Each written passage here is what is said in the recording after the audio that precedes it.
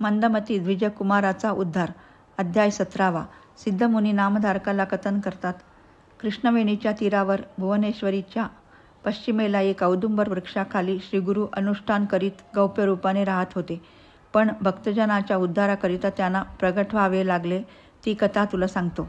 करवीर क्षेत्रात एक वेदशास्त्र पुराण यामध्ये विख्यात असा ब्राह्मण राहत होता. त्याला एक पुत्र झाला. तो मतिमंद निघाला.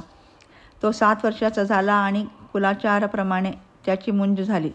पण त्याला काही विद्या येईना. त्याचे आई वडील तर मरून गेले. तो अध्ययन करण्याकरिता जाऊ लागला. पण सर्व काही त्याचे लागलीच विसरून जाऊ लागले.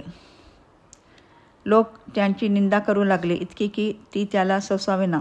म्हणून आता जगून तरी काय करायचे असा विचार करून हिंडत हिंडत तो भिल्लवडी ग्रामाला येऊन पोहोचला आणि जगन्माता भुवनेश्वरी देवी समोर उपाशी असा धरून बसला.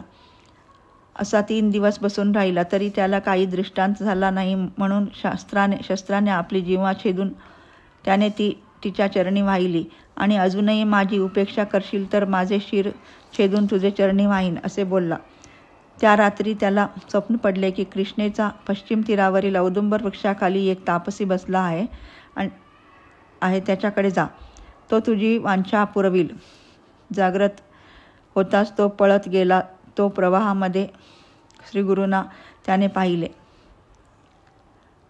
त्याच्या चरणावर माथा ठेवून तो त्यांना शरण गेला. श्री गुरुमूर्तींनी संतोषून त्याच्या मस्तकावर आपला वरदहस्त ठेवताच त्याला ज्ञान प्राप्त झाले.